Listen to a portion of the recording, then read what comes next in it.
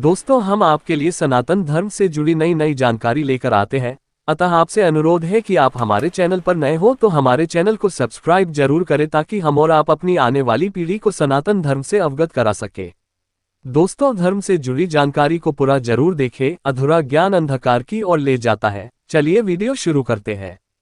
भगवान राम के परम भक्त हनुमान थे। हम सभी जानते हैं कि हनुमान ब्रह्मचारी थे, लेकिन कथाओं में कई तथ्यों में पाया गया है कि हनुमान जी का एक पुत्र था जिसका नाम मकरध्वज था, जिसकी माता एक मछली थी और मकरध्वज भी हनुमान की तरह वानर और अति बलशाली था। आज हम कुछ सवालों के जवाब इस वीडियो में जानेंगे।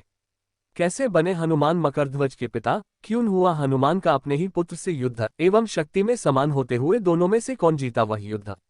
दोस्तों, वनवास काल के दौरान जब रावण सीता का अपहरण कर लेता है, तब सीता की खोज में श्री राम की मुलाकात हनुमान जी से होती है और वे सीता के खोज जाने की कथा हनुमान को सुनाते हैं। तब हनुमान और उनके सखा सुग्रीव और उसकी वानर सेना सीता की खोज में श्री राम एवं लक्ष्मण की मदद करते हैं। बहुत प्रयासों के बाद जब श्री राम और उनके साथियों को ये पता चलता है कि सीता का अपहरण लंकापति रावण ने किया है, तब वे हनुमान को समुद्र पार सीता की खोज में भेजते हैं। हनुमान मायावी थे। वे अपनी शक्ति की सहायता से आकाश मार्ग से लंका पहुंचते हैं और लंका की अशोक वाटिका में बैठी सीता से मुलाकात करते हैं, जिसके लिए वे सीता को श्री राम के दूत होने के प्रमाण के रूप में श्री राम द्वारा दी हुई मुद्रिका दिखाते हैं, जिसे देखते ही सीता समझ जाती है और उन्हें यकीन हो जाता है कि उनके पति श्री राम उन्हें लेने आ चुके हैं। हनुमान सीता की खबर लेने के बाद अशोक वाटिका में लगे वृक्षों के फल खाकर अपना पेट भरते हैं और पूरी अशोक वाटिका को उजाड़ देते हैं। तब रावण की सेना के राक्षस हनुमान से युद्ध करते हैं, लेकिन कोई उन्हें पकड़ नहीं पाता। तब उन्हें रावण का पुत्र मेघनाद पकड़ने जाता है और पकड़कर दरबार में रावण के सामने बंदी बनाकर लाता है। तब हनुमान को सभा में बैठने के लिए स्थान नहीं दिया जाता, इसलिए वे अपनी पूंछ का सिंहासन बनाकर बैठ जाते हैं। उनके ऐसे उपद्रव के कारण रावण उनकी पूंछ में आग लगाने का हुक्म देते हैं और सभी सेना मिलकर बड़ी जद्दोजहद के बाद हनुमान की पूंछ में आग लगाते हैं, जिसके बाद हनुमान किसी के काबू में नहीं आते और उड़ उड़कर सारी लंका में आग लगा देते हैं। अंत में वे अपनी पूंछ में लगी आग को बुझाने के लिए समुद्र में जाते हैं और उसे समय ताप के कारण उनके शरीर से बहता पसीना समुद्र में जाता है, जो कि एक मछली के पेट में चला जाता है और उससे मछली गर्भ धारण कर लेती है।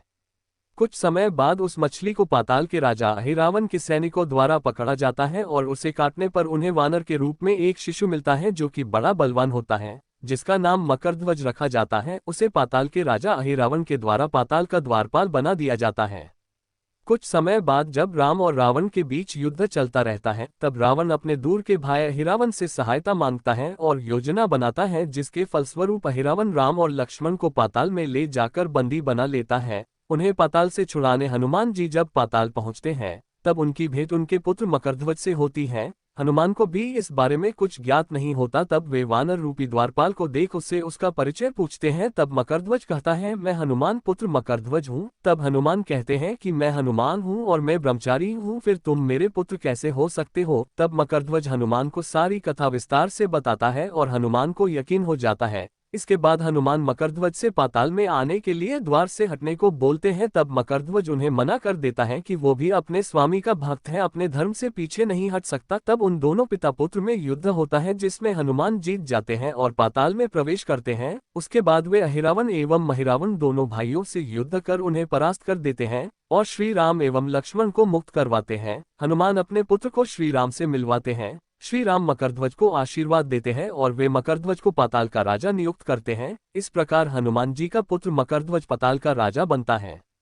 गुजरात प्रांत में हनुमान के पुत्र मकरध्वज की पूजा की जाती है। ये भी कहा जाता है मकरध्वज का भी एक पुत्र था जिसका नाम जेठीध्वज था। मकरध्वज हनुमान के समान ही बलशाली था, इसलिए उसे हराना हनुमान जी के लिए भी बहुत आसान नहीं था और वे अपने पिता के समान ही महान सेवक था, इसलिए अपने पिता के आदेश पर भी वो द्वार से नहीं हटता और जमकर महाबलशाली हनुमान से युद्ध करता है।